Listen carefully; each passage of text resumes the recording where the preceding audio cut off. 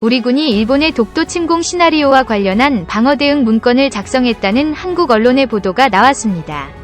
이는 지난해 12월 우리 군이 최신 전략자산 도입에 대한 필요성을 제기하면서 문건에 독도 침공 시나리오 문건을 포함시켜 국회에 보고한 내용이었습니다.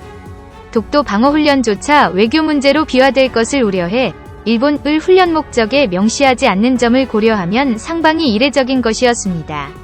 정치권에서는 이 문건이 실제 작전 계획과 관련이 있느냐? 고 질문에 고군 당국은 실제 작계와 관련이 없다며 내부 참고용이라고 해명했습니다. 그럼에도 우리의 관심은 일본의 독도 침공 시나리오에 주목됐습니다. 이 독도 침공 시나리오는 자위대 출신의 무기연구가 마타카 사토시가 2012년 한 일본 잡지에 기고한 것이었습니다. 그런데 일본은 그 이전부터 독도 침공에 대한 발톱을 드러내왔습니다. 이보다 수년 전인 2009년 일본 육상자위대 간부 다카이 미스오는 일본 유력 군사전문지 군지研究에 다케시마, 독토, 포폭격 작전은 가능한가? 라는 기사를 실었습니다. 일본인의 혼내가 담긴 구체적인 시나리오를 작성한 것은 이것이 처음이었습니다. 그는 독도 공격 계획은 군사문제 문외한의 황당무계한 공상이 아니다 면서 이 제안을 계기로 정치권에서 국방이 기본방침과 방어의 본령을 재검토하고 군 관련 기관은 독도와 관련한 부대 배치 등 국방체제의 전면 재검토에 들어가야 할 것이라고 주장했습니다. 그가 주장한 독도 공격 시나리오는 구체적이고도 치밀했습니다. 그는 독도 공격은 F2 전투기 4대 F-15J 전투기 40대와 전자전기 4대로 구성된 편대의 기습 공격이 가장 효과적일 것이라며 일본이 자랑하는 127mm 한 포로 무장한 호위함4에서 6척도 큰 역할을 담당할 것이라고 했습니다. 전투기 공격으로 독도의 한국군 시설을 파괴한 다음 일개 소대 규모 약 40명 위 특수부대를 잠수함으로 상륙시켜야 한다 면서 이런 특수작전은 자위대가 현재 보유한 능력으로도 충분하다고 했습니다. 하지만 전투함정들은 독도 인근 해역에 도달하기 전 사전 전개한 한국의 해 공군에 노출돼 공격당할 가능성이 크다고 봤습니다. 또한 육상자위대가 독도 공격에는 큰 역할을 하지는 못할 것이라고 전망했습니다.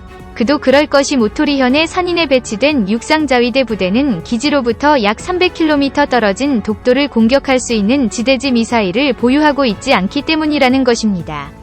현재 육상자위대가 보유한 화포는 99식 자주유탄포입니다. 99식 자주유탄포는 사정거리가 40km를 넘지 못해 독도 포격은 엄두도 못 내고 헬기 전력도 마찬가지라고 했습니다.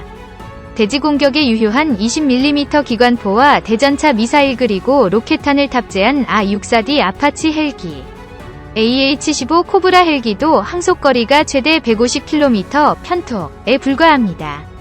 따라서 독도에 가장 가까운 지역에서 출격한다고 해도 작전을 수행하기에는 역부족이라는 것입니다. 이제 한국의 반격이 시작됩니다. 다카이 전 교관은 한국인의 특성을 감안하면 독도를 탈환하는 대신 대마도를 점령할 가능성이 매우 크다 면서 한국이 대마도를 점령한다면 대규모 국지 분쟁으로 발전할 가능성이 매우 크다고 했습니다. 그는 한국이 독도를 잃게 된다면 대마도를 점령해 거래 조건으로 내놓을 것으로 보았습니다. 한국군은 해 공군 해병대 전력을 동원해 대마도를 기습할 것이고 혼슈나 규슈로부터 증원군이 오기 전까지 주요 지역을 점령해버린다는 것입니다. 한반도 남부에서 CH-47 시누크 수송헬기 5대에 분승한 공중기동부대 1개 중대가 출동합니다. AK타임는 1S, 이들은 대마도 공항의 강하에 거점을 확보하고 해 공군 등 후속부대가 들어와 작전에 돌입할 수 있는 만반의 준비를 합니다. 동시에 AH-1 코브라 헬기가 대마도 안에 자위대 주둔지 레이더 통신시설 등을 공격해 파괴합니다. 그리고 한국 공군의 KF-16 전투기는 서일본 일대에 쓰이기 뉴타바루 고마스 등 공군기지, 사세보, 마이즈로 등 해군 기지지대공 미사일 진지 등 핵심 시설들을 공격할 것이라고 했습니다. 이와 함께 한국 해군의 잠수함들은 사세보 마이즈로 간몬 해협 등의 기회를 부설하고 해상자위대 함대의 출격을 원천 봉쇄해 해상교통 차단을 시도할 것이라고 예상했습니다.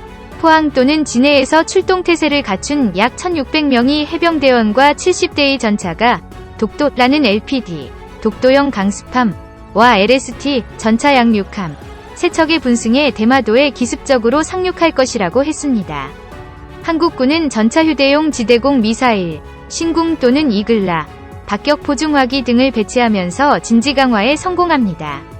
다카이전 교관은 대마도의 육상자위대 전력은 한국군을 상대하기에는 역부족이라고 했습니다. 그는 한 개 중대에 불과한 육상자위대 소속 스시마 경비대는 산악지대로 후퇴해 규슈로부터 증원부대가 도착할 때까지 산발적인 유격전 또는 지구전으로 벌여나가야 할 것이라며 실제로 스시마 경비대가 이런 양상의 기습을 당했다면 치명적인 손실을 보았을 가능성이 크다고 했습니다. 다카이전 교관은 한국군은 육상 전력면에서 절대 우위를 보이고 있다. 여국 가동원 체제가 갖춰져 육해공 인력 보충이 원활하다 분석했습니다.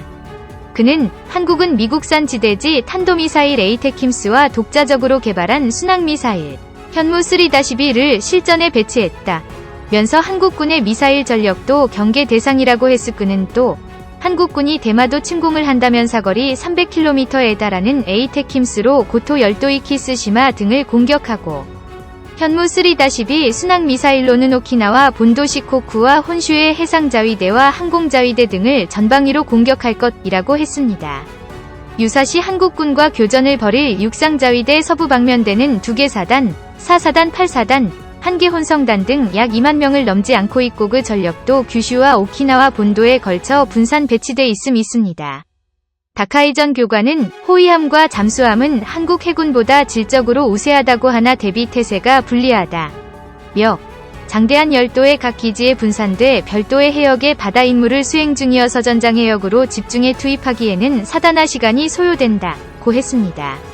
일본의 F-15J도 일본 열도 각지에 분산돼 에이테킴스와 현무 3B 위 공격을 받으면 한 곳으로 모으기가 어려울 가능성이 크다고 지적했습니다.